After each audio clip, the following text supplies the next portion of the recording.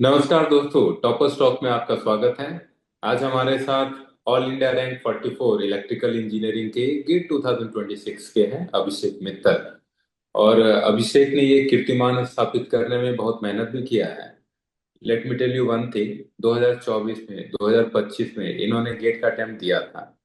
2024 के pass out हैं, क्योंकि उस समय अच्छी तैयारी नहीं थी, गेट का अटेम्प्ट दिया इन्होंने, तो ये क्वालिफाई भी नहीं हुए।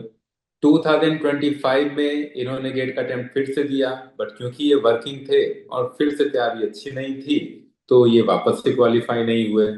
तो 2024-25 दोनों में क्वालिफाइड नहीं है, बट 2026 में इन्होंने न केवल रैंक लगाया और टॉप की कैटेगरी में आए हैं, टॉपर्स की कैटेगरी में आए हैं, और इनकी ऑल इंडिया रैंक है 44। तो first of all Abhishek, congratulations to you. Thank you sir. आपने बहुत एफर्ट किया है और एक अच्छा कीर्तिमान स्थापित किया है। मानना पड़ेगा कि जिस बच्चे का 2 अटेम्प्ट में गेट में हुआ नहीं, वो बच्चा न केवल सेलेक्ट हुआ और वो 2 डिजिट रैंक में भी पहुंचा, रैंक 44 में भी पहुंचा। अच्छा, तो अभिषेक रहने वाले हैं गंगापुर राजस्थान के। इन्होंने बीटेक किया है एनआईटी हमीरपुर से, और ये पास आउट हैं 2024 के। इन्होंने मेडिजी में 2025-26 में क्लासरूम फाउंडेशन कोर्स जयपुर मेडिजी सेंटर पर किया, और साथ में इन्होंने टेस्ट सीरीज भी दिया है। अब अभिषेक से थोड़ा बात करते हैं और ये जानते हैं कि इन्होंने तैयारी कैसे की, इनका प्रिपरेशन करने का तरीका क्या था, ये अपने टाइम को मैनेज कैसे करते थे, और इन्होंने लास्ट टाइम रिवीजन के टाइम पर क्या किया है। तो अभिषेक, आप थोड़ा बताइएगा हमें कि आपने जो कोर्स किया मेडिजी में 2025-26 में, उसमें आपको क्या सीखने को मिला। First of all thank you sir for giving me this opportunity to for top talks.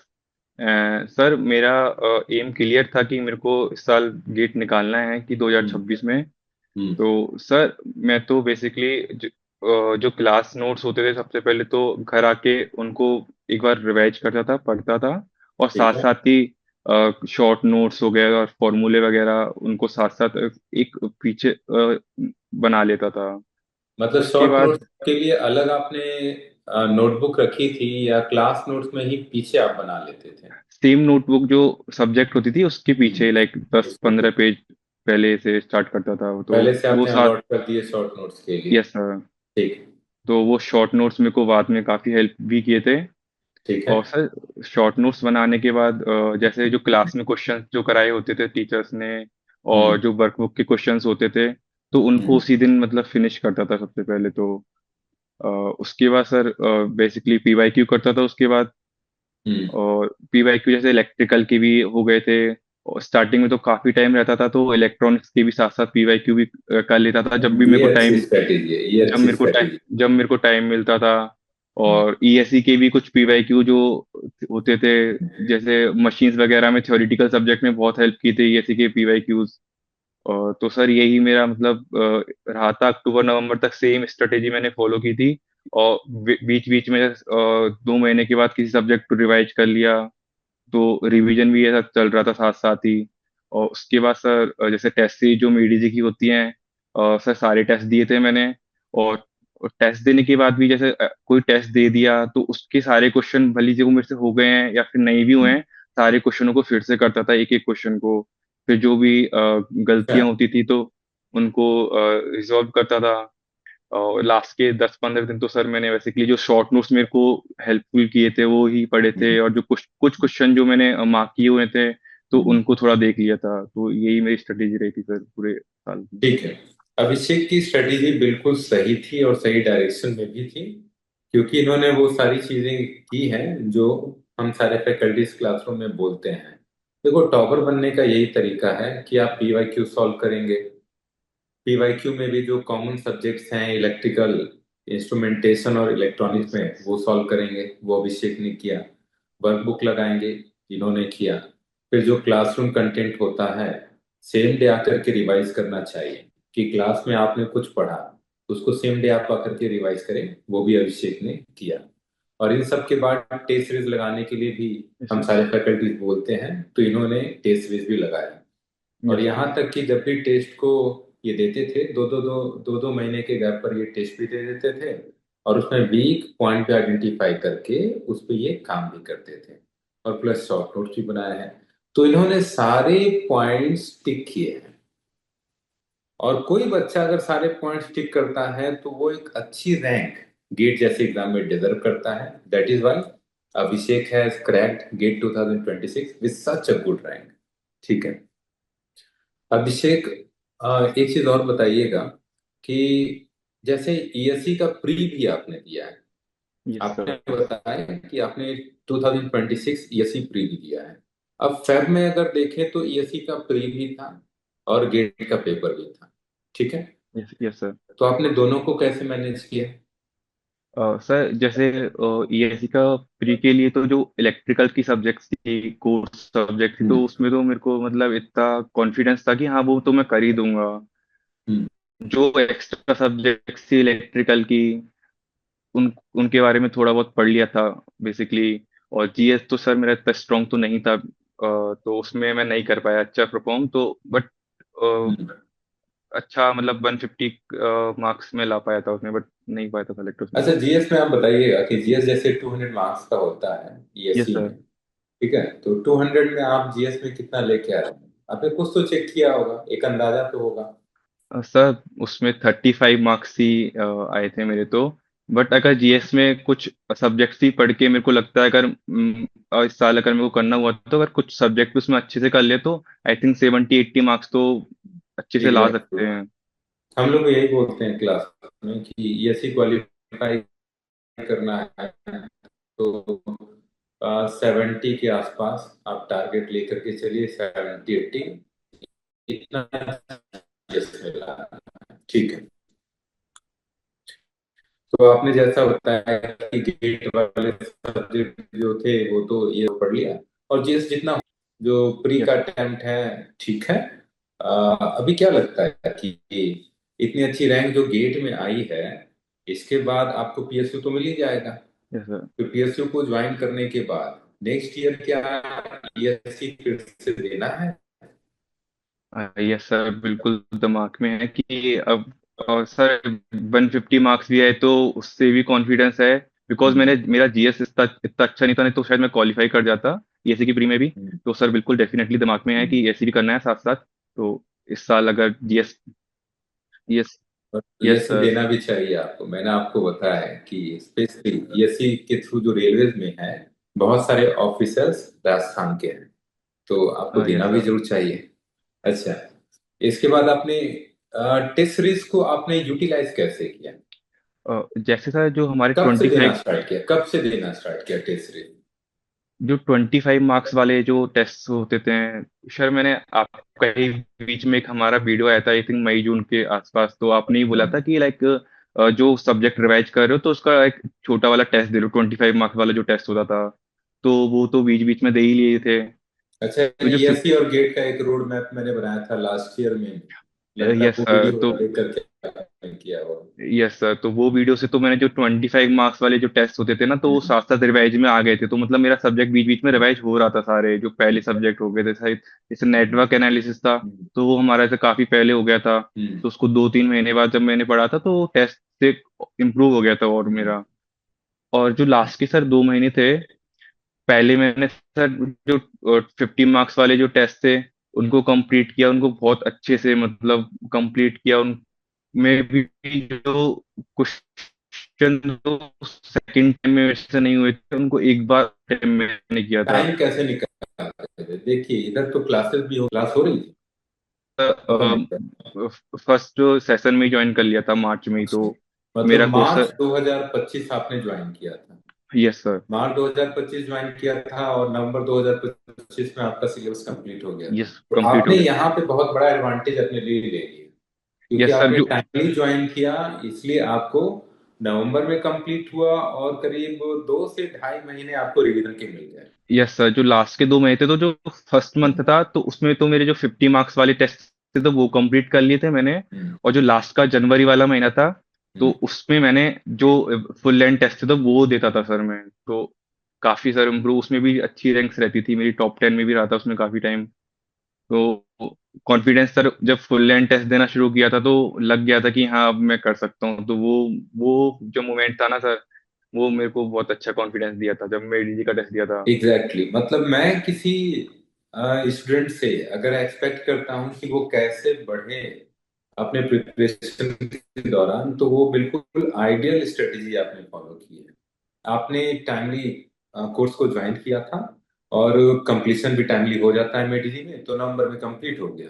उसके बाद 2 महीने टाइम मिला, तो आपने पहले दिसंबर वाले में जो 50 मार्क्स वाले टेस्ट सीरीज हैं वो सब कर लिए, और जनवरी वाले में जो फुल लेंथ टेस्ट सीरीज है वो दे दिया। और फुल लेंथ टेस्ट सीरीज में भी सारे टेस्ट दिए, उसमें भी टॉपर वाली कैटेगरी में आ गए, टॉप 10 में रैंक मेंटेन किया। तो उस चीज का तो नतीजा है कि ऑल इंडिया रैंक आपकी 44 आई है। Yes sir. ओके। अच्छा, इसके अलावा और भी कुछ एग्जाम्स होते हैं जिनका सेपरेट रिटन होता है। तो आप ये भी बताइए कि गेट के अलावा, गेट और ईएससी के अलावा, यस सर। आपने कोई और एग्जाम इन बिटवीन दिया हो जिसकी तैयारी की हो? यस सर, बीएल का दिया था, उसमें मेरा सिलेक्शन भी हुआ था लेकिन इंटरव्यू में थोड़ा सा मेरा प्रिपरेशन उतना अच्छे से नहीं था तो वहां रह गया था। बीएल का भी हुआ था, बीएल तो बीएल प्रोविजनली का के लिए। रिटन आपने दिया था? Yes sir. कब दिया था रिटन? और सर इसका एग्जाम लगा था सर 20 दिसंबर 2025। अच्छा, तो मोरलेस आपका सिलेबस तो कंप्लीट हो यस ही सर। चुका था, तो रिटन आपका अच्छा गया था। यस सर उस that is why you yes got sir उस इंटरव्यू टाइम मेरा कॉल। कोर्स लगभग लगभग तो कंप्लीट हो ही गया था, तो रिवीजन भी एक बार अच्छे से हो ही गया था उस टाइम तक तो हम्म। बीएल का तो निकल। बट इंटरव्यू को आप कन्वर्ट नहीं कर पाए सिलेक्शन में, यस है सर, ना? बिकॉज वो गेट के एग्जाम के तुरंत बाद ही हो गया था तो मेरे को उसके लिए इतना टाइम नहीं मिल पाया था प्रिपरेशन के लिए। हम्म। कोई बात नहीं, आपकी तो गेट में इतनी अच्छी रैंक है, तो आपको पीएसयू, आप तो जो चाहेंगे वो नहीं। पीएसयू अभी आपको मिल जाएगा। ठीक है। ओके। लास्ट टाइम में बहुत सारे बच्चे थोड़ा स्ट्रेसफुल कंडीशन में आ जाते हैं, तो डिप्रेस हो जाते हैं लास्ट टाइम में, जैसे गेट का एग्जाम सर में होता है। तो जब कोई बच्चा बहुत ज्यादा परेशान हो जाता है, टेंशन में होता है, और वो ढंग से स्टडी नहीं कर पाता है, तो क्या ये सिचुएशन आपके साथ भी हुई यस। थी? और मान लो अगर हुई थी तो आपने कैसे मैनेज किया? और नहीं हुई थी तो बड़े भाई की तरह आपको गाइड करना चाहिए बच्चों को कि कैसे मैनेज करना चाहिए। यस सर, सबसे पहले तो सर लास्ट टाइम में मतलब ज्यादा सोचना नहीं होता है कि मेरा हम्म। होगा भी या नहीं। हम्म। जो शॉर्ट नोट्स बनाए ओनली उन्हीं को पढ़ा था मैंने। मतलब ज्यादा ऐसा है कि पूरा सिलेबस फिर से नहीं देखा था कि सारे नोट्स पढ़ रहा हूँ मैं। और सर थोड़ा लास्ट टाइम में तो मतलब ऐसा था कि खुद को शांत रखने के लिए थोड़ा बहुत मैसेज वगैरह भी देखे थे उस टाइम तक, तो मतलब मेरे को कूल रखने के लिए वही किया था। तब अपने आप को थोड़ा सा डिस्ट्रैक्ट करके कि हाँ आप सही रहो। हम्म। ठीक है। तो अभी तो आपसे बहुत सारी चीजें हमने डिस्कस कर ली हैं। अच्छा, और सिलेक्शन के बाद आपकी फैमिली का क्या रिएक्शन रहा? हाँ सर, पापा तो बहुत खुश हुए थे। पापा मम्मी को बताया था तो मतलब उनका रिएक्शन देखने लिए लायक था। मैं सोचा भी था कि जब मैं पापा को, अगर मेरी रैंक आई तो पापा को बताऊंगा तो पापा कितने खुश होंगे, तो जितना सोचा था उससे ज्यादा वो मतलब खुश हुए थे। और फैमिली में और भी जो लोग थे उनका भी कॉल आए थे। और सर जो मेरे फ्रेंड सर्कल है, जितने भी मेरे कॉलेज के दोस्त थे, उन्होंने भी मेरे को बहुत सपोर्ट किया था कि अगर तेरे को बीच में कभी भी प्रॉब्लम हो तो हम तेरे साथ खड़े हैं, तो कभी भी टेंशन मत लेना। तो एक वो भी था सर। ठीक है। और मेडिजी के टेस्ट सीरीज का लेवल कैसा रहा लगा, और यहाँ जो टीचिंग होती है, क्लासरूम टीचिंग होती है, वो कैसी रही? सबसे पहले सर मैं मेडी जी के टेस्ट सीरीज का बताता हूँ। मेडी जी के टेस्ट जो जब मैं दिए थे तो मेरे को ऐसा लग रहा था कि मैं टफ लेवल पे जा रहा हूँ, काफी अच्छे अच्छे क्वेश्चन थे। उसके बाद जब मैंने गेट का पेपर दिया था तो मैं बाहर आके बोल रहा हूँ इतना इजी पेपर कैसे आ गया इस बार का। फिर उसके बाद जब टीचर्स वगैरह ने बताया था कि भाई इतना इजी तो नहीं था पेपर, ऐसा मतलब 2023 के बाद का तो टफ था पेपर, मॉडरेट लेवल था वो, इजी लेवल नहीं था। तो मेरे को ऐसा लगता है अगर आपने मेड इजी टेस्ट अच्छे से कर रखे हैं तो हम्म। आई थिंक आपको गेट का पेपर बहुत इजी लगेगा, मेरे को ये लगता है सर। और सर यहाँ का टीचिंग एनवायरनमेंट बहुत ही अच्छा था। मतलब जो भी सारे टीचर्स बहुत सपोर्टिव थे, उनका जो पढ़ाया हुआ कॉन्सेप्ट था एक सीधा ही मतलब एकदम क्लिक करती थी चीजें। और मोस्टली कि जो पीवाईक्यूज में हमको हेल्प मिलती है, तो उसी चीजों को पढ़ाते थे बहुत ज्यादा, कि एक्स्ट्रा नहीं पढ़ाना, ताकि जो बच्चों पे बर्डन ना आए। तो एग्जैक्टली। वो चीजें काफी हेल्प करती है सर। तो ये बात आपने बिल्कुल सही बोली कि जो सिलेबस है, सिलेबस, एक तो सिलेबस पढ़ाइए, प्लस अगर आपको लगता है पीवाईक्यू के अकॉर्डिंग कुछ और आपको एक्स्ट्रा पढ़ाना चाहिए तो वो क्लास में पढ़ाना चाहिए। और मेडी जी के सारे टीचर्स बहुत ही एक्सपीरियंस्ड हैं, जिनका 15 साल का यस 20 साल का एक्सपीरियंस है। सर। Yes sir. तो यही सारी चीजें डिस्कस करते हैं क्लास में। और अननेसेसरी पढ़ाने से कोई फायदा नहीं है, क्योंकि वो एग्जाम से आपको डेविएट करता है, अननेसेसरी आपके दिमाग पर बर्डन डालता है, और मे भी हो सकता है टू मच पढ़ने से आपका एग्जाम में अच्छा परफॉर्मेंस नहीं हो पाए।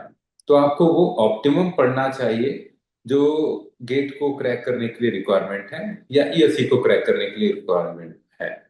और अभिषेक ने एग्जैक्टली वही किया।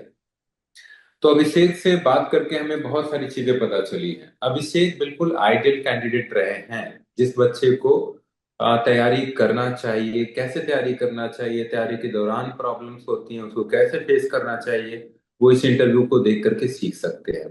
अभिषेक ने बताया कि इन्होंने 2025 मार्च में कोर्स को ज्वाइन किया। बिल्कुल टाइमली ज्वाइनिंग थी इनकी कोर्स में। और इनका जो कोर्स है टाइमली कंप्लीट भी हुआ, जो मिडिल में हमेशा होता है, मतलब नवंबर 2025 में। इस दौरान इन्होंने सारे क्लासेस अटेंड किए, और क्लास अटेंड करने के बाद एवरीडे जा करके क्लास कंटेंट को रिवाइज करना, उससे रिलेटेड वर्कबुक के और पीवाईक्यू के क्वेश्चन लगाना, जो हम सारे फैकल्टीज बोलते हैं, वो सारे पॉइंट अभिषेक ने हिट किए हैं। साथ में इन्होंने शॉर्ट नोट्स बनाया, जो क्लास नोट्स के एंड में कुछ पेजेस अलॉट कर दिए, और वो शॉर्ट नोट्स उसमें इन्होंने बना लिया। इसके अलावा इन्होंने जो कॉमन सब्जेक्ट्स हैं इलेक्ट्रिकल और इलेक्ट्रॉनिक्स में, उनके क्वेश्चन सॉल्व किए, उनके पीवाईक्यू सॉल्व किए। साथ में इन्होंने टेस्ट सीरीज भी लगाया।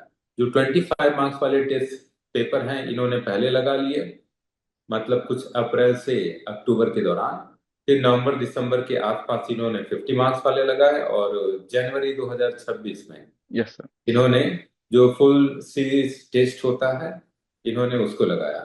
प्लस क्योंकि मेट इजी के टेस्ट का जो लेवल है वो एक्सट्रीमली डिफिकल्ट होता है, काफी डिफिकल्ट पेपर होता है। नो डाउट, अगर टेस्ट पेपर डिफिकल्ट होगा तो आपका प्रिपरेशन टॉप लेवल का होता है। और क्योंकि अभिषेक का प्रिपरेशन टॉप लेवल का हुआ था, इसलिए गेट का पेपर इनको आसान लगा, और इसलिए इनकी रैंक है, ऑल इंडिया रैंक है 44।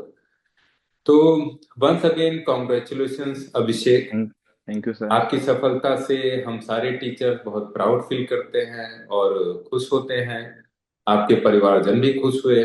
और आप इसी तरह अपनी लाइफ में आगे बढ़ते रहिए, सफलता के बड़े बड़े कीर्तिमान स्थापित कीजिए, और नए नए माइलस्टोन सेट कीजिए अपने जूनियर्स के लिए और अपने छोटे भाई बहनों के लिए। All the best. Thank you sir.